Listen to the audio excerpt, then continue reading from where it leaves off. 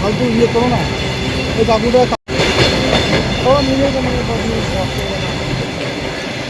এই যে কাটোয়াতে যখন গেছিলাম তখন খেজুর আর কাজু, এই যে কাজুর প্যাকেট, এসে দেখি সব পোকা ধরে গেছে। সেই জন্য এগুলো কি করছি, কাককে খাওয়াতে হচ্ছে। ওটস খেতে গিয়ে দেখি আসার পরে যে সব পোকা ধরে আছে, সেই জন্য এগুলো সব প্রতিদিন অল্প অল্প করে কাককে খাওয়াই। সব একসাথে ভরে রেখেছি, এটা ভাগা করে ভর্তি ছিল, সব ভর্তি ভর্তি প্যাকেট ছিল, হাফও ছিল না, সব নষ্ট হলো।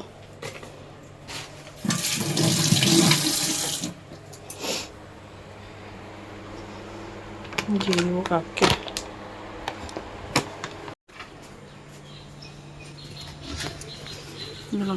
এতক্ষণ ধরে খাওয়ালাম বলে সব বসে আছে।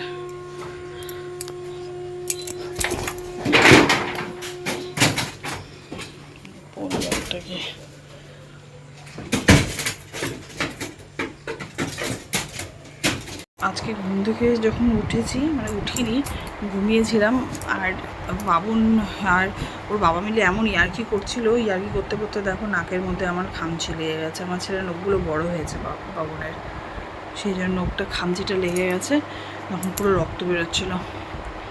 তারপরে তো হচ্ছে রেডিমেডি হয়ে গেলাম, ব্রেকফাস্ট করলাম, আমরা তিনজন, আমরা ওটস খেলাম, ছেলে স্যারিগুলো খেলো, এখনও খাইনি, এখনও বাটিতে অল্প একটু রাখা আছে, পুরোটা খাইনি।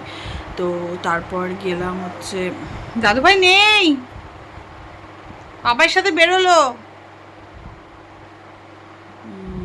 তো তারপর হচ্ছে গেলাম দোকানে গিয়ে হচ্ছে কয়েকটা দোকান ঘুরলাম এই জিনিসপত্র আনার জন্য। আজকে প্রচণ্ড বৃষ্টি হয়েছে, সেই কারণে হচ্ছে মিস্ত্রিও আসেনি কাজ করতে, কারণ দেওয়ালটা হচ্ছে খুব নষ্ট হয়ে গেছে ওই ঘরে, স্টোর রুমটার।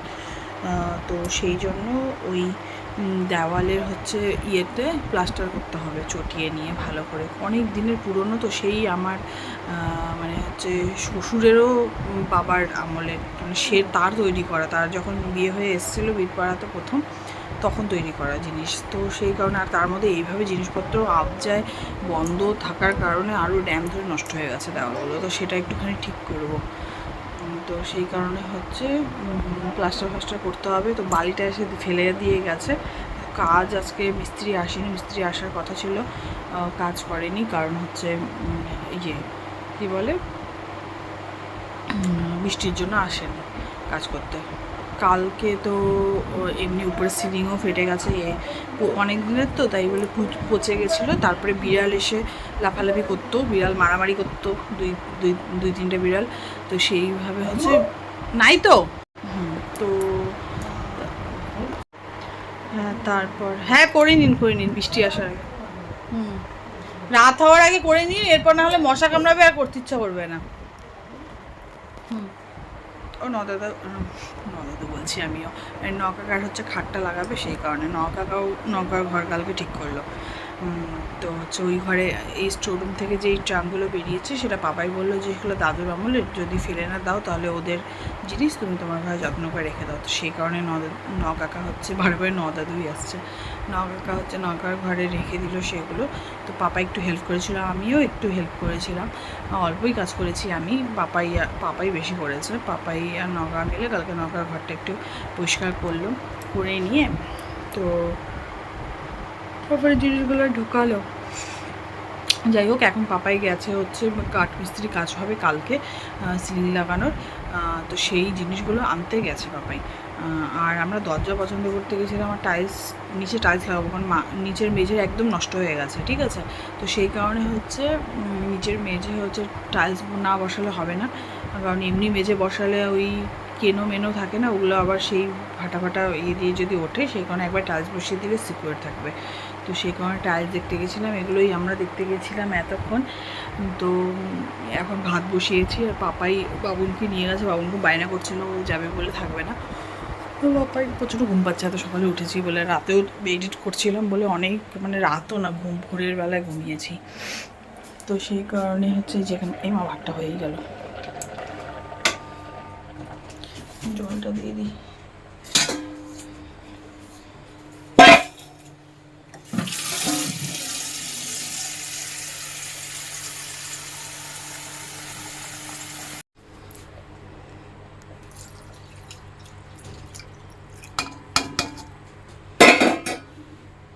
মাঠটা গেলেনি।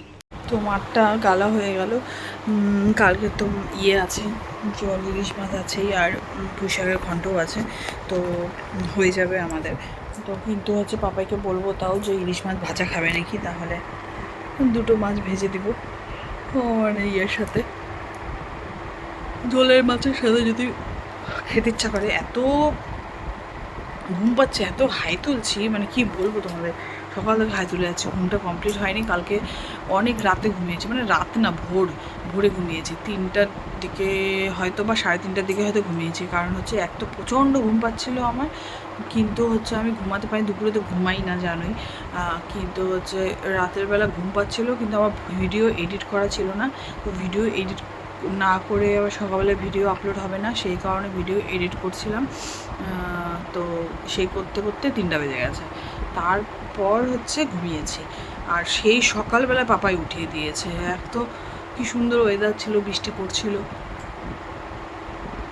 ঘুমাতে পারতাম। পাপাই আর বাবুর মিলে ইয়ার্কি মারতে মারতে আমাকে উঠিয়ে দিয়েছে।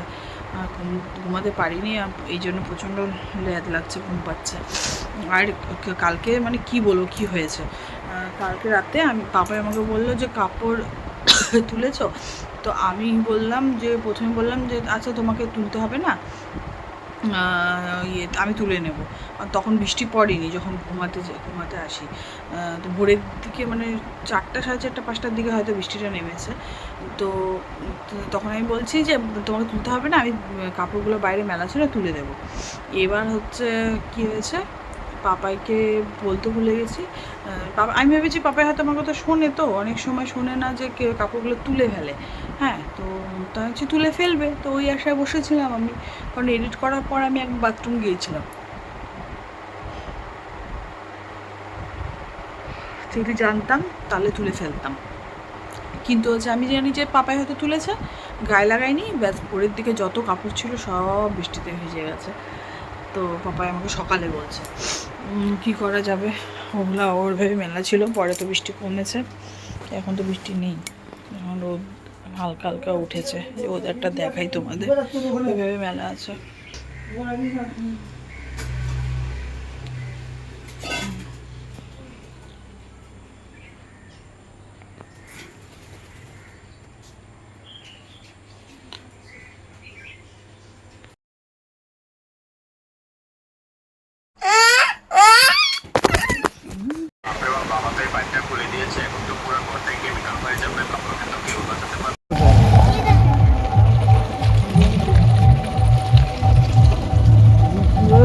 খাওয়াচ্ছে চলো এই আমার গান না ফালতু গান সব গান করে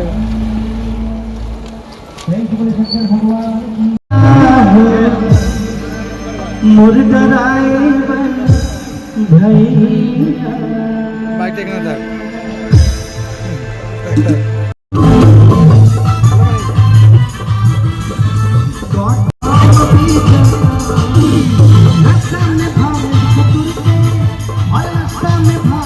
$2,000 years later.